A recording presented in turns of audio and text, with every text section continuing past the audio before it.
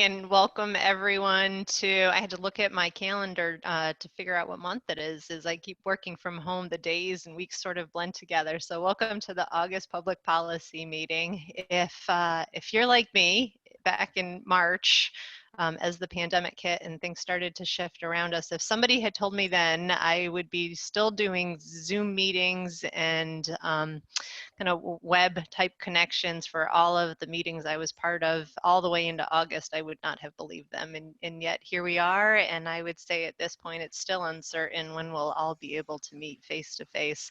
I do appreciate all of you that are connected via video, because it's nice to see your faces, at least virtually, if not live.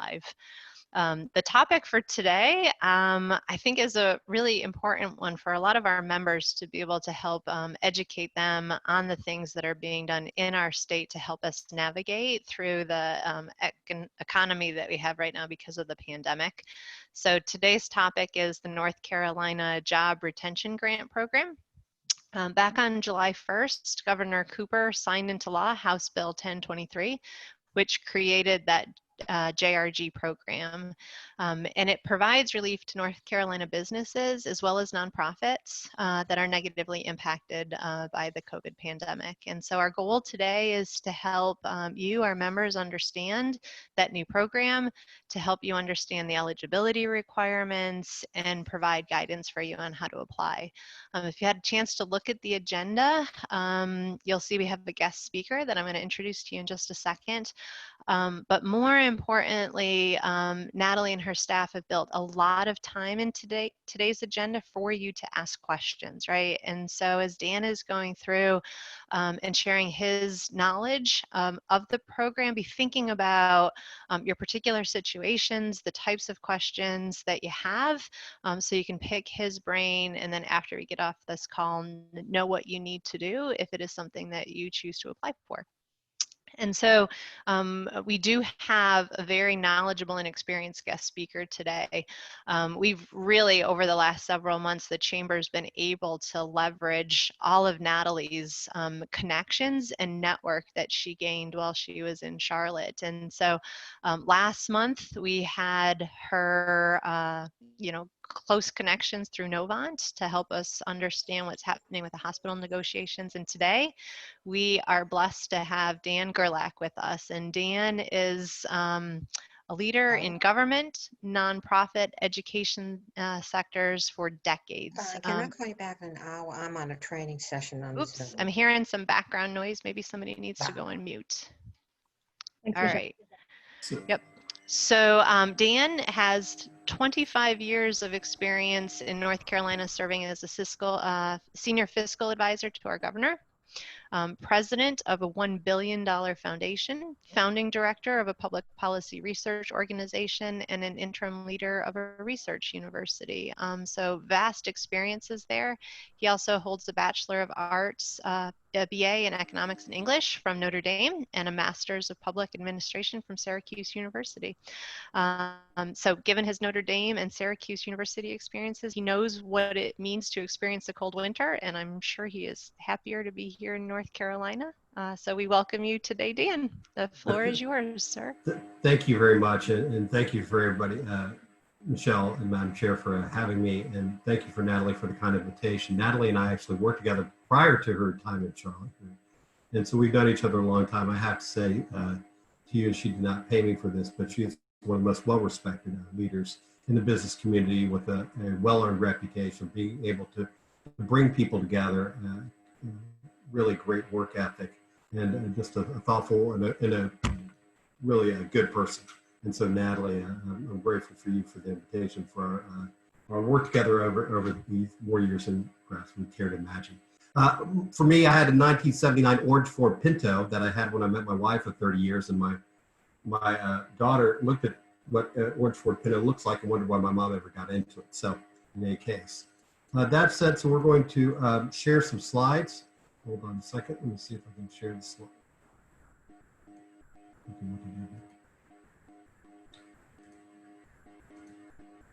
Hold on, I need a 15-year-old to help me with this. No, I'm good. Okay. So thanks for having me. I will see here on screen sharing. I'm going to start the show. Okay, can everybody see that? Natalie, can you see it on the screen? Okay, our first slide, the Job Retention Grant Program. As Michelle indicated, this is a program that started July 1st, was signed into law. It was a creature of the General Assembly. They have been thinking of various ways to help businesses, and this was kind of something they came up to, but it was an evolution over several weeks of negotiation and thought by Senator Paul Newton and some other senators really started on that side. So applications, as I will tell you later, are due September 1st. So the department had roughly 60 days to develop a program, get it up and running, accept applications. And government, frankly, has many strengths, but my experience in state government tells me they're not able to do that. So I asked if I could help them as a consultant. I'd previously worked with the Golden Leaf Foundation, which you may know did a lot of the kind of disaster recovery and resiliency work, and kind of worked a little bit, stood up a program in a hurry. So that's something I've experienced with, so they engaged me to do so. So the facts on the retention program, this is not something where it is about how to help businesses during the coronavirus induced economic challenges, but it is not about what type of employer you are in terms of if you're a manufacturer, a retailer, or a wholesaler, or a design firm or something like that. It's basically if you're an employer, both for-profits and many kind of nonprofits. It is supported by the coronavirus relief funds that the federal government gave to the state to help meet state priorities. It was authorized, as said, by the General Assembly and funded with $15 million. Now, unlike many business assistance programs, Wilmington has more than its share of weather, and with the disaster recovery, remember, most of that aid was in the form of low-interest loans. These are not. These are grants to businesses and nonprofits. That is theirs to keep if they meet the criteria. Now, it's not an ongoing program. This will, I doubt that this will be a program that will be here for years and years, but it is something that is available to certain types of employers by September 1st.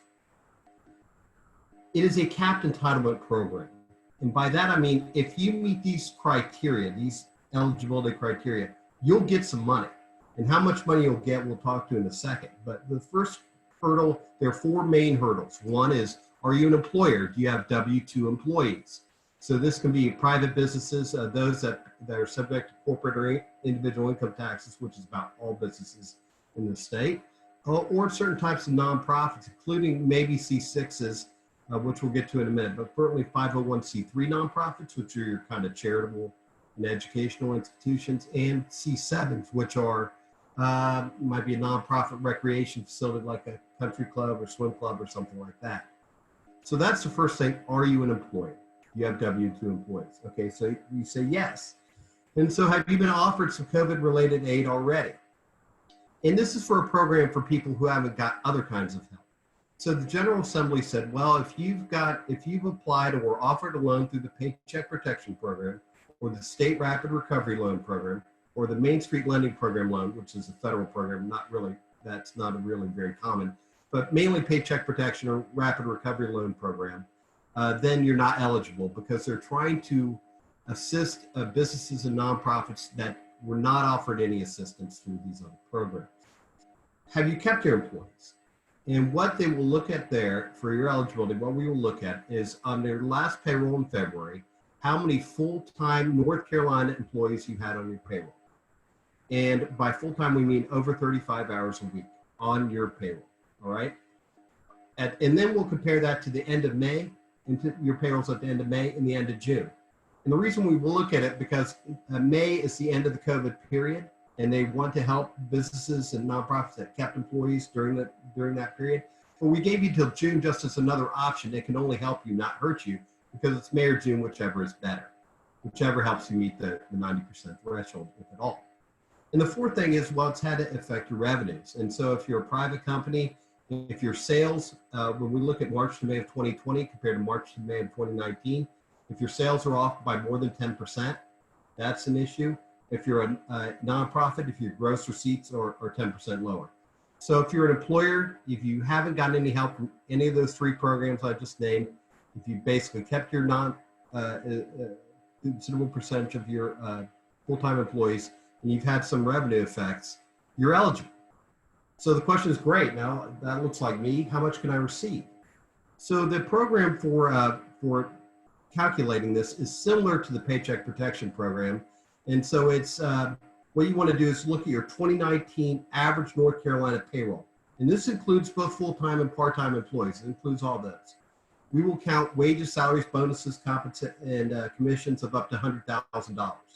So if you have 5 employees, 3 of them make $60,000, one makes $80,000, and one makes $120,000. On that last one, we'll only count the first $100,000 of their wages. Then employer contributions to health insurance programs, employer contributions on their behalf to retirement plans, your employer taxes if you're subject to the unemployment insurance, certainly all that. That's payroll costs. And so we will do the calculation for you, but just to tell you what it is you give us this information, we say, okay, here's your average 2019 payroll per month, and then we'll take 2 months of that, so we'll multiply that by 2, and then we'll give you 25% on top of that because, there are other costs besides payroll. So you multiply that number by 1.25. Again, we'll do all that for you. But the maximum rate you can get under the calculation, and say if you went through all this and we calculated and you're a fairly large company, and that number would be $400,000. Well, we're going to cap you at $250,000 so that you just don't have some very big companies come and take it all. And so you can get the lesser of 2 months of 125% of 2 months of North Carolina payroll, or $250,000, whichever is less. So let's use a quick review because this is a lot to throw at you, and I'm like a tobacco auctioneer at talk fast. You use the North Carolina full-time employees for eligibility, all right? 35 hours a week, North Carolina payroll, all right? And then you use company-wide sales receipts for eligibility. So this is not just your sales and receipts in North Carolina, but anything that's associated with that EIN. And the reason for this is, so say you're a manufacturer, but all your sales are to companies out of state. Your sales in the state may not have been affected, but certainly you've been affected if your out-of-state customers have, stopped buying your stuff or your services. So we use company-wide sales receipts for that test. Excuse me. Then use North Carolina payroll for benefits calculation. So people get confused. They say, well, is that only full-time employees on payroll? No, it's all your 2019 payroll. All right, for anybody badged, not 1099s, but anybody who was on your payroll as an employee of yours, no matter how many hours. And so there's only one application for EIN. And we get the question, well, we have several divisions in North Carolina, but this division is really, just got crushed. But overall, we didn't do too bad. Well, I'm sorry, but it's at the EIN level, right? I mean, so at the company-wide level within North Carolina. So what you need to apply is, let me give you I'll give you at the end a web page, but what you need to apply is your Secretary of State ID and your EIN. And some small nonprofits and churches don't have Secretary of State IDs. That's okay. We can work around that. If you don't have one, just put in all zeros. We'll work through it. But we're just trying to track you.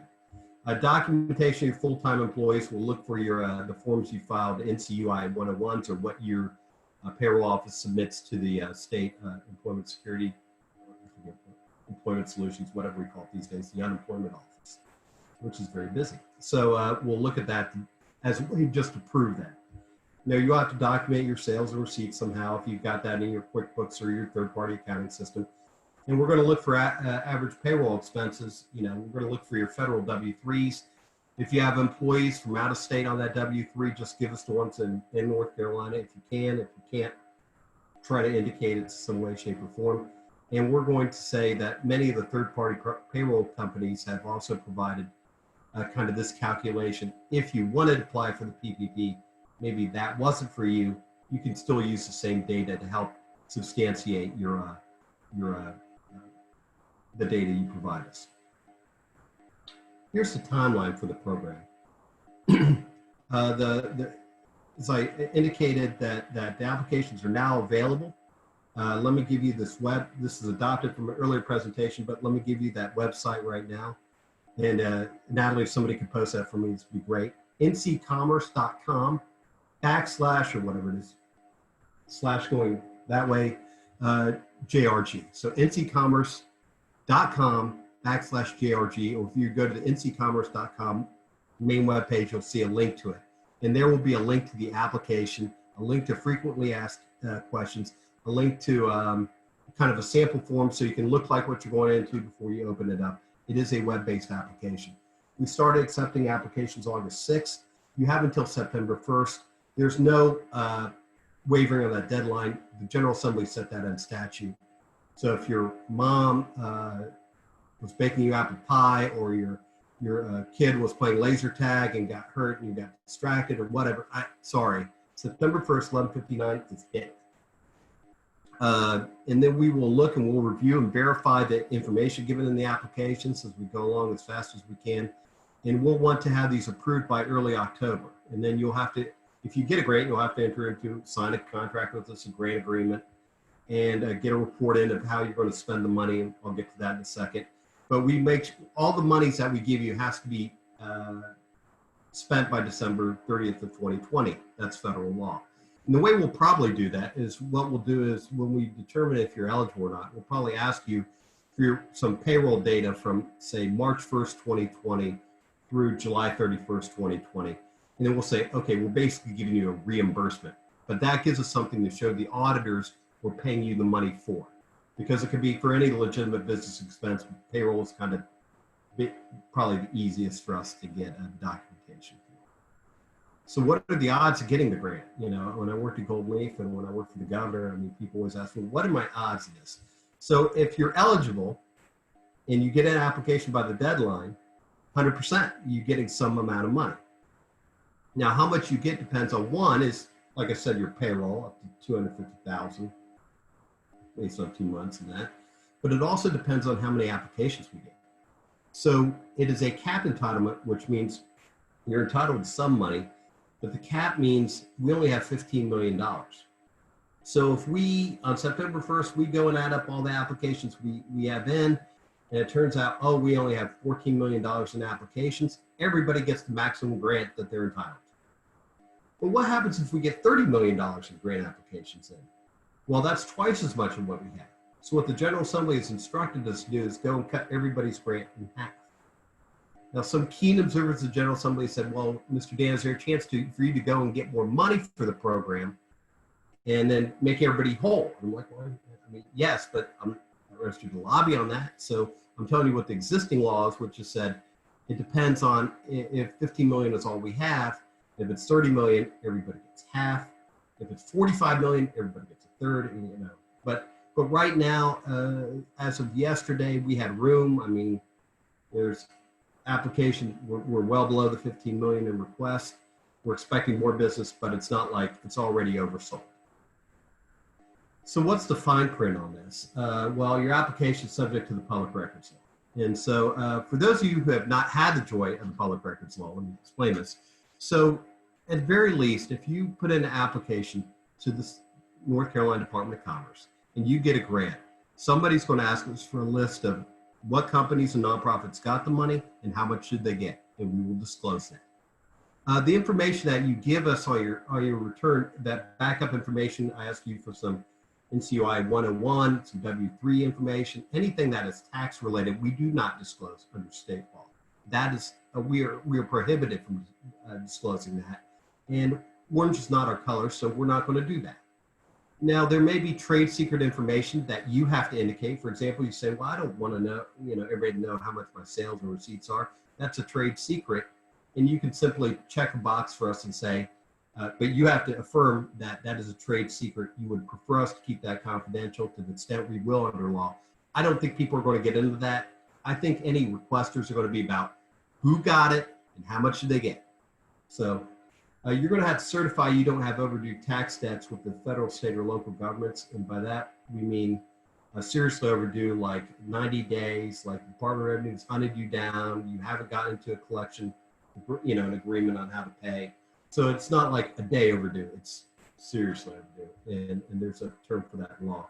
And there's a conflict of interest policy for all grantees we have to have because of some shenanigans back in the day. It has nothing to do with y'all, but we'll just have you just have to show us how conflict of interest policies are handled, and we will give you a form if you don't have one of those. So you're a grantee of the state. You've got to spend this by December 30th, And this is taxable income. So it's a grant from the state. So it's money to you, but it is, if you're subject, if you're a for-profit entity, it is taxable income. Let me be clear on that. Okay, C6 nonprofits. So here is when the General Assembly and the governor are capable of working very quickly, but sometimes it doesn't always work out. So what happened is that another 501c6 nonprofits, and Natalie, you all may be a C6, you are indeed, were not eligible for the Paycheck Protection Program. And so many of these organizations said, we're large employers, we're under pressure, our members are feeling it, we're feeling it. Can't you help a brother and sister out? And so this plea went to the General Assembly, and the General Assembly said, yeah, that makes all the sense in the world. Sure, we'll include you in this program. But the problem is that when they went to include it, they referred to Section 3, meaning C3s, and 6 of the North Carolina law, which is not the same thing. So they got some other kind of nonprofits, but not the chambers, not the C6s. And they said, whoop, my bad. And so their hope is to fix that when they come back in early September. And they've told us this. And I said, well, look, you're not coming back till September 2nd. You said hard deadline on September 1st. And the reason on September 1st is because we have to know how many applications we have in order, if we're over budget, to trim it back to stay within budget. So what we'll do is we'll accept applications from C6 organizations. By the time the General Assembly comes back, and I believe actually they will, I have a high degree of certainty they will make this change if they come back and do any legislation. And so by the time we give out the money, the C6s can share it. So if you're a C6 organization, you apply and you get these big things that, hold on, you're not eligible yet, we'll take your application. It's not because we're hating on you, it's because we're giving you the opportunity while the General Assembly makes this change. And sometimes the General Assembly says, oh, did we do that? We didn't mean to. Actually, this was a legitimate technical error, which the staff actually agreed to. Here, thanks, I'm done. Just one thing on that. So repeating, the ncommerce.com/JRG is how do you get to the application. And here's an email, jrg@ncommerce.com. I also earlier posted my private email on there because I love you and you're special to me. But I would say that what you want to do is email this account. And the reason for this is there are several of us working on this. We're going at full speed, and not all the questions, the legislation is not always explicit on all conditions, and it doesn't cover all situations.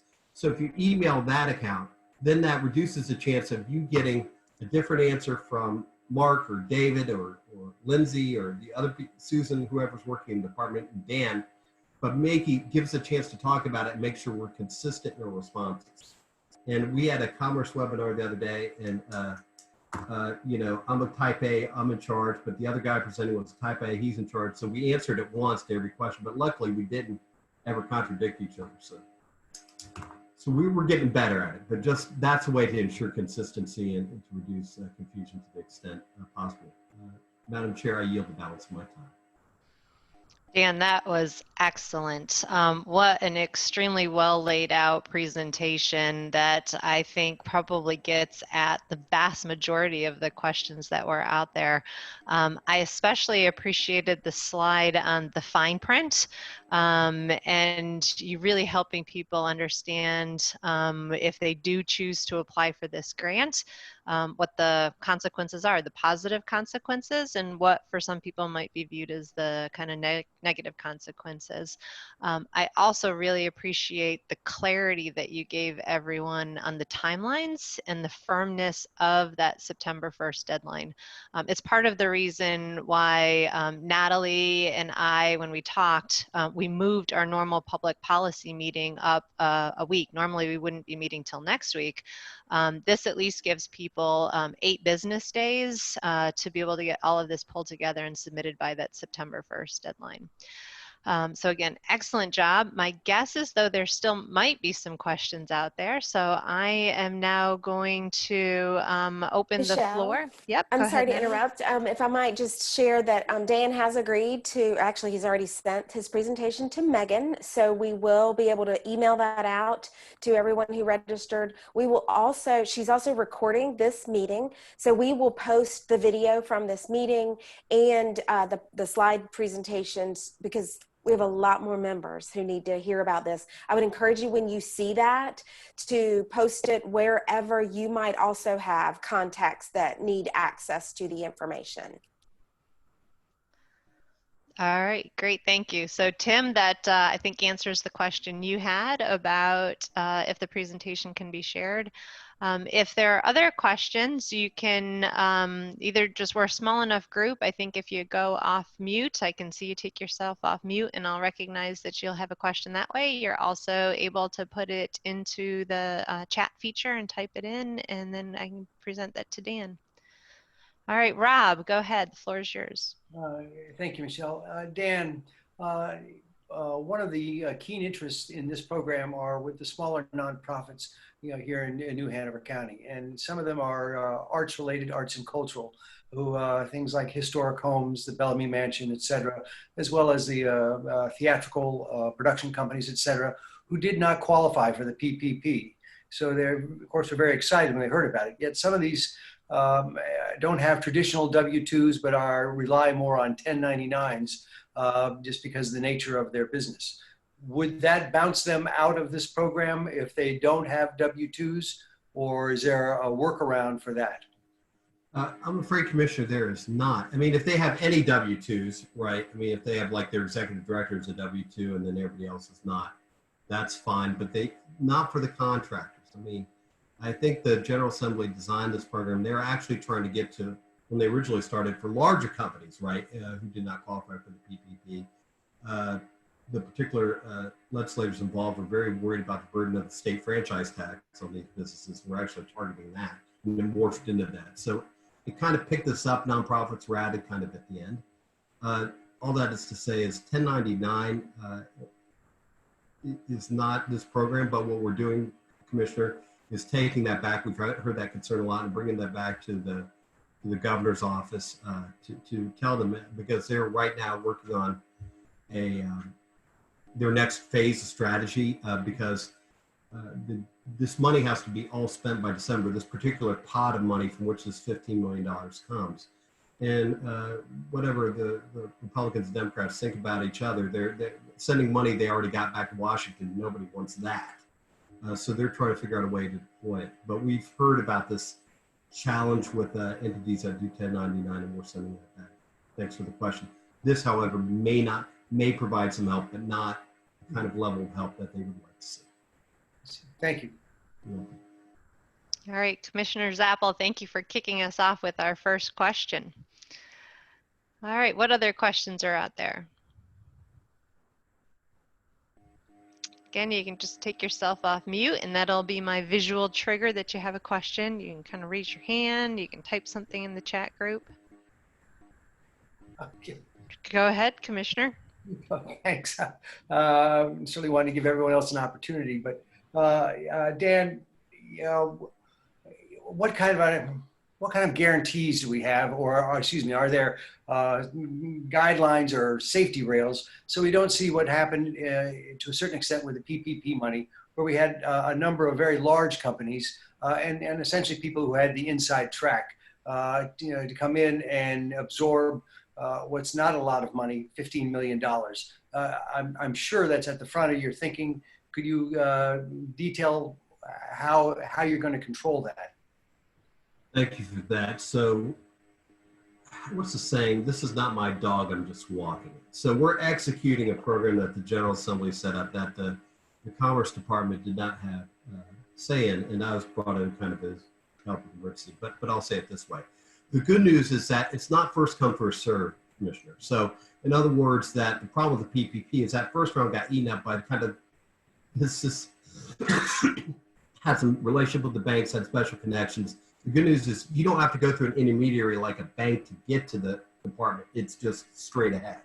And the application, I think, is a lot simpler for those who qualify. So it's up to September 1st. So there's no advantage if you, although, we don't want to see the system, 11:58 p.m. start to crash. But what we would say is that there's no advantage of people who got it in, the tryhards who got it in August 6th versus people getting in August 30th. And we're trying to do a lot of outreach to assure people about that. The second thing is they put a cap on it, $250,000. So what happened is that there are a lot of, without getting explicit, there's a lot of these larger entities that the 2 months payroll times 1.25 would be a lot more than that, but 250 is their maximum. So this helps blunt that some, but it's true that when we come to it, and everybody will get,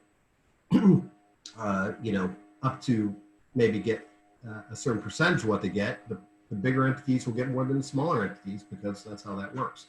I've been asked a question, well, can everybody get like a minimum, right? I mean, well, no, because I'm not a legislator, and the way the law was written, it gave me no discretion, gave us no discretion, said everybody it's pro rata reduction.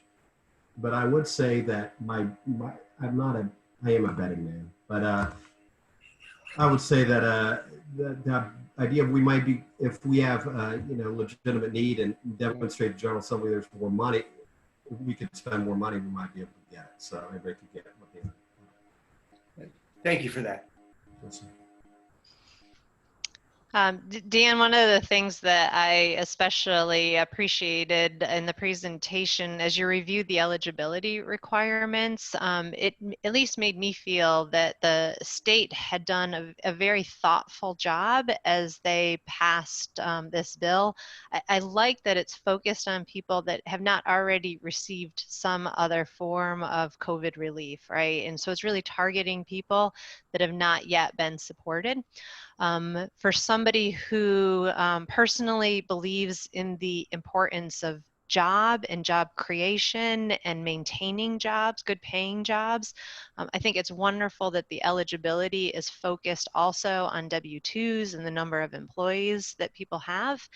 And I appreciate the focus on companies that have been able to retain their employees and have a very similar number from February versus the end of May or the end of June.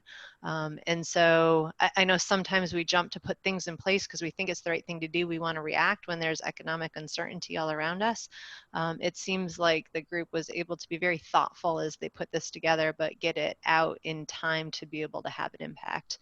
And while some people might be frustrated by the September 1st deadline, I think it's great because just like you said, it means, hey, here's now the number of people that applied. It has no difference whether you applied on July 2nd or on August 31st. You're eligible, and the money will be distributed regardless of how quick you could get it in based on whatever team you had available to you to help you with that. Go ahead, Dan. I'm sorry to interrupt you. Thank you, and I'll pass along other. I could take the credit, like I said, trying to dodge the blame. I could take no credit for any of that. But a couple clarifying points. One is that deadline help get the government, because if you gave no deadline to the state government agency, we'll be waiting for good. I mean, this thing will be on forever because they're doing, to do additional things and stress and everything else. So that's one thing. Two is we got to get the money out the door. We got to get checks written to and show that it was spent by businesses and nonprofits by December 30th. Full stop. And three is one thing about other aid, just to caution on this because we've gotten this question. There were a number of entities that got the Paycheck Protection Program, went to their bank and were authorized for a loan.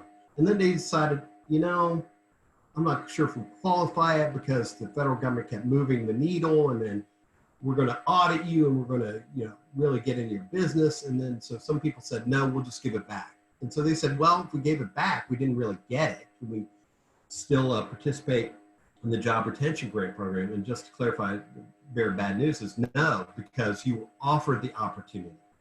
You had the opportunity. If you declined, okay. And also in some places, Michelle, they've asked, well, we've got some aid from these other programs, or we're taking the employee retention credit. Does that disqualify us? It does not, because the plain reading of the law says it's those three programs that are determined. Thank you. All right, thank you for that additional clarity, Dan. And while we've been talking, I see two other questions have come in. First, I'm going to start with Tim, and then Brandon, I'll follow up with the question that you've got. Tim? Thank you, Michelle. Dan, I think you just touched on this, but I was curious about how extensive the ineligibility of these programs is. here in New Hanover County, the commissioners decided to direct $1.3 million of our CARES Act allocation to 130 small businesses who received grants. And while that particular program isn't among those listed, that was COVID relief funds distributed in the form of grants. Would those 130 businesses be eligible or ineligible for this particular program? Well, I'm not a lawyer, but I'll give you Laura's answer. So the answer is not, because they got that money. If they met all the other criteria, Tim, and the only question is if they got some of this local money through the county, that's not disqualified. Okay, great. Thank you. Fabulous question, Tim. Thank you for clarifying that. But it would be helpful, just if I can give a hint here, answer only the questions we ask you. So if you go and you tell us everything else and tell us about the world and you want to come clean in the confessional, that's great. But I think it's better in this is to answer the questions asked. All right, good legal direction from Dan. Also, like when you get pulled over by a police officer, remember your Miranda rights. Anything you say can and will be used against you, never to help you. All right, Brandon. All right, thanks for the presentation, Dan. So just a quick question. This is already, I know we're talking now, but I'm already looking ahead to 2021. Is there any future talks on potentially when this is done, if there is a need for another type of a grant program? Are they looking at it potentially, even for people that did get some of these loans, and let's say there still is an issue, you know, that those PPP dollars are already done, spent, gone out of thin air. There are businesses that may still need help past that point going into next year. Is there something that could potentially be given as another grant that doesn't take into the fact that you got help in this year, because there may be future needs in 2021? All right, so I'm going to step up, take off my hat of Dan Gerlach, JRG bureaucrat, and put on my hat of Dan Gerlach, policy advisor. And one is, there's plenty of talk at the congressional level about another round where for those businesses, especially those really hurt or shut down by order of the government, to get another round of PPP. In other words, you spent it all, you had a certain amount of time, and you thought, as Michelle said, we didn't think we'd be Zooming in August. I mean, at least I sure didn't. And so, yes, I think there's that possibility at the congressional level. At the state level, there's already talk about the governor's office, and I'm not part of those discussions, and I believe probably the General Assembly are working on other ways to use up this money they have now. The problem they have, frankly, Brandon, is that they have to use that by December 30th, 2020. Now, if the federal government says, you know what, y'all, we're going to give you some flexibility. One is because what state and local governments really want is the ability to use that money to replace some of their lost revenue, right? Income and sales. Because of the way our state budget has been worked, because we've had substantial balances, because frankly, we haven't been able to spend money because of impasse between the governor and General Assembly, that's actually worked to our advantage. So we're not talking about a lot of budget cuts right now, as other states are. So they'd like to use that money for state stuff. Sorry, I couldn't. So at the state level, if they get more time to spend this money, I think there is more along the lines to develop a program to help that. But I think they're going to try to figure out ways to help, kind of like the 1099 employers the commissioner talked about, or the gyms and the bars and those types of businesses that have been event venues that have been completely shut down. There's a lot of empathy for those. So I think those two things may be a little bit ahead of another round.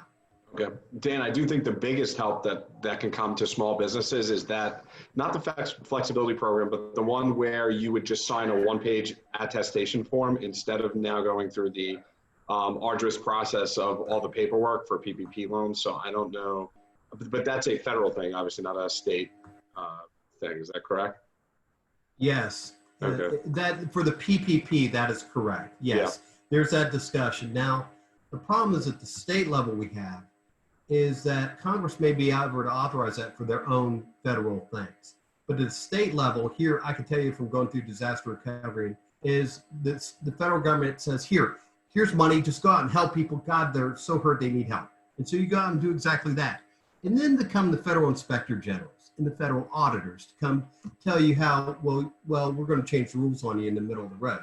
This is Dan's editorial comments, not reflecting the Department of Commerce or anybody else.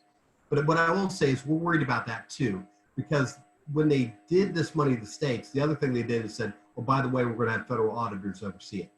So we're trying to balance out how easy we can make it for businesses to apply, to get the money. And so our application is fairly short. And what we're going to try to do, and we won the war with the lawyers, is to basically say, just give us your payroll expenses you've already spent, and basically we'll give you a check and we're in. Rather than, okay, we're going to wait until you spend more money, and then we're going to ask you to fill this out, and then we're going to get a note from your grandma, and then we're going to get a note from your employees. You know, we're trying to make sure we have enough minimum compliance. So we're sensitive to that, but thanks for reinforcing that. No problem. Thanks, Dan. Mark Lanier, would you like to ask the next question? Thank you, Michelle, and thank you, Dan, for sharing the information with us today. I've been thinking through how the university can help get the word out, and it's pretty evident on the nonprofit side, we can use the Keno Quality Enhancement for Nonprofit Organization program. And on the for-profit side, both SPTDC and Center for Innovation and Entrepreneurship. On the entrepreneurs, though, as I was thinking through their potential participation, some of them would get caught up in the issue of not having W-2s, but the ones who might have W-2s might have one other issue. If I remember correctly in your presentation, you said that one of the requirements was to show a 10% or greater decline in sales or receipts from March through May of 2019 through March through May of 2020. So a startup that started in June of last year, in June of 2019, would not be able to show that kind of decline. Is that going to rule them out? It would. And we asked that question of the General Assembly drafters, and they gave us an answer on that they said basically this is for businesses that were in place over a year ago. Okay, thank you. You're welcome. And thanks for all you do, Mark, and my best chancellor, please. All right, we still have time for a few more questions if there are any more out there.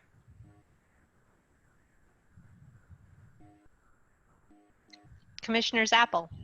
Thank you. It's more of a comment than a question. Dan, I just hope that you'll highlight the comment that you made earlier about it being taxable income. Because we're dealing with smaller nonprofits, et cetera, a $10,000 grant is actually somewhere around $7,000 in usable money. Otherwise, they're going to be hit with a large tax bill. I know that's simplistic and pretty basic, but I know going back to Tim Buckland's comment earlier of the grants that we sent out there were, I heard from a number of companies that got that was not fully understood up front. I thought it was $10,000 grant and off to the races. So I know that's just basic business, but I hope you'll highlight that somehow in the form or the application, or certainly in those grantees as they get it. Certainly. So Commissioner Zappel, thank you for asking that question because it gives me an ability to clarify. One is this is basically for businesses subject to the corporate or individual income tax. It's net income, it's income to them. For a nonprofit, it's not a taxable event, because their receipts are not taxable. So it would just be like a grant to them, like it would be a grant to any kind of organization. So for them, it would, I would think, so this is not tax advice from an accountant or your lawyer, but I wouldn't worry about, that wouldn't be my worry about that. Oh, that's really interesting, Dan. Thank you for that clarification. Yes, sir. I appreciate it. All right. Other comments, questions, maybe assumptions that are out there while we have Dan's expertise on the call with us to just make sure we're understanding all of those little nuances. I think what Commissioner Zappel just surfaced is a great example of one of those things to just make sure we're really understanding kind of the fine prints, the nuances for-profit versus non-for-profit organizations. And there might be other little subtle things like that that we can double check with Dan so we don't assume incorrectly. Lanier, is your hand still up from last time? Or do you have a question? It is. It just hasn't been pulled off there. Dan, thank you for helping me notice that. I I'm actually sorry, missed Madam Chair. that. Forgive me for jumping. No, in. not at all. That was perfect. Thank you. All right. Well, I am not seeing anybody else come off mute or raise their hands. So at this point, I'm going to assume, Dan, that between the very thorough presentation that you gave us, and I appreciate you giving us a copy of it that we can share with our members, and I appreciate all of your time answering every question that was presented to you very thoroughly, very candidly. I think you definitely have left our members today much more educated on the Job Retention Grant Program, their eligibility, and if they think they meet all of the requirements, what they need to do to apply, and then what their chances may be of being able to get that money. So this was an excellent use, I think, of my time, and I'm sure of our members' time. So thank you so much for joining us today. I recommend an applause, but since we're all muted, it's gonna not be like come across very well. But you did great. This was outstanding. So thank you for joining us.